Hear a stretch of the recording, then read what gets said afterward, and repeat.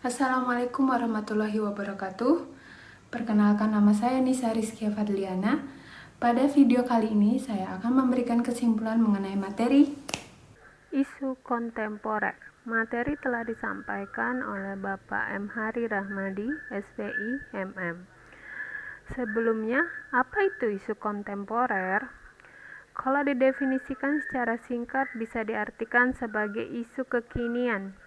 Kekinian di sini maksudnya adalah terkini dan masih terjadi. Mengapa kita perlu mengetahui isu-isu kontemporer? Tujuannya adalah kita sebagai PNS memiliki kemampuan memahami konsepsi perubahan dan perubahan lingkungan strategis melalui isu-isu strategis kontemporer sebagai wawasan strategis PNS dengan menunjukkan kemampuan berpikir kritis dalam menghadapi perubahan lingkungan strategis. Apa sih salah satu contoh isu kontemporer yang ada saat ini? Kita semua tahu, salah satu tugas PNS adalah sebagai pelayan publik. Tapi apakah sudah berjalan dengan baik dan sudah mengikuti industri 4.0? Oke, coba kita lihat kondisi saat ini.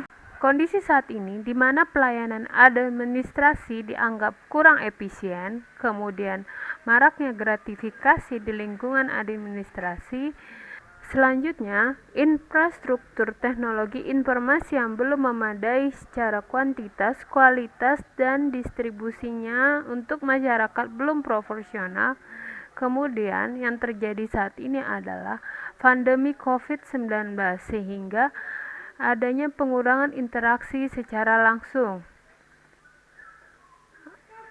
Apakah yang menyebabkan itu semua?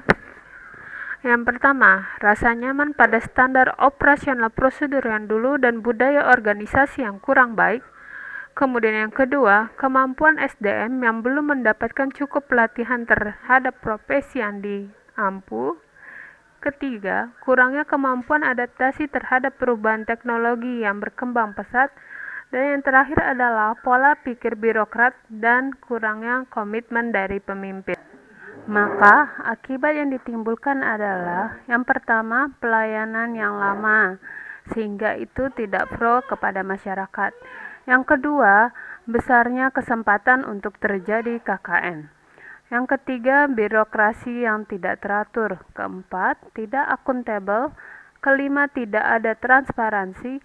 Yang terakhir, terjadinya penumpukan antrian layanan. Apa strategi yang bisa kita ambil untuk menghadapi permasalahan tersebut di era industri 4.0? Salah satunya adalah e-government. E-government memiliki tujuan pembentukan jaringan informasi dan transaksi pelayanan publik yang berkualitas yang tidak mengenal waktu dan biayanya terjangkau. E-government juga bertujuan untuk membentuk hubungan yang interaktif dengan dunia usaha sehingga dapat mendukung peningkatan ekonomi.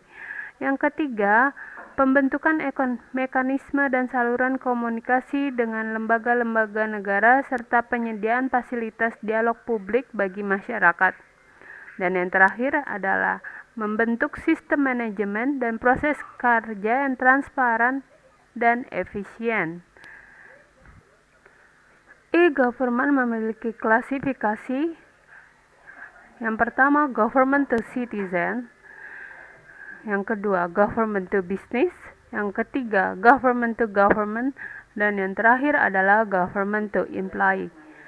Kemudian, apakah manfaat dari e-government?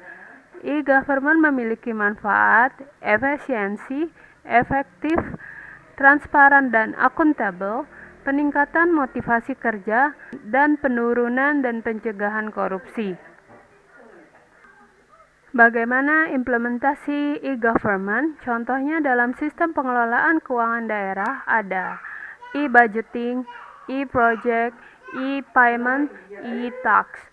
Kemudian dalam monitoring ada CCTV, kemudian operasi justisi.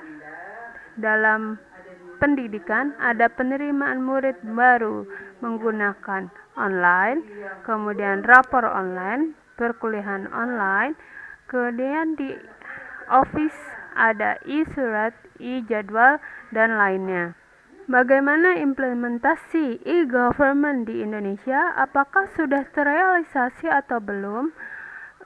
Sebagian sudah ada yang mengikuti perkembangan ini. Contohnya,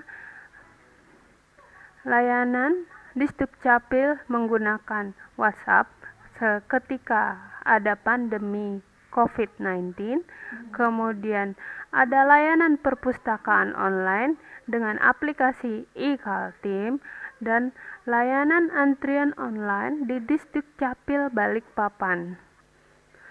Pada prakteknya, e-government perlu pengembangan lebih lanjut lagi agar bisa dirasakan oleh semua masyarakat. Maka ada faktor-faktor penunjang keberhasilan e-government, yaitu yang pertama adalah identifikasi prioritas utama sesuai dengan kebutuhan masyarakat. Yang kedua, kualitas infrastruktur telekomunikasi yang lebih baik lagi. Yang ketiga, tingkat konektivitas dan penggunaan teknologi informasi oleh pemerintah. Keempat, kesiapan SDM. Kelima, ketersediaan dana dan anggaran. Keenam, ketersediaan perangkat hukum. Ketujuh, perubahan paradigma cara kerja dan perilaku SDM. Pada dasarnya penerapan e-government saat ini masih terkendala karena ada sebagian masyarakat yang tidak terbiasa dengan teknologi dan belum bisa berubah, sehingga mereka perlu pelatihan dan pendampingan lebih lanjut agar bisa mengikuti industri 4.0.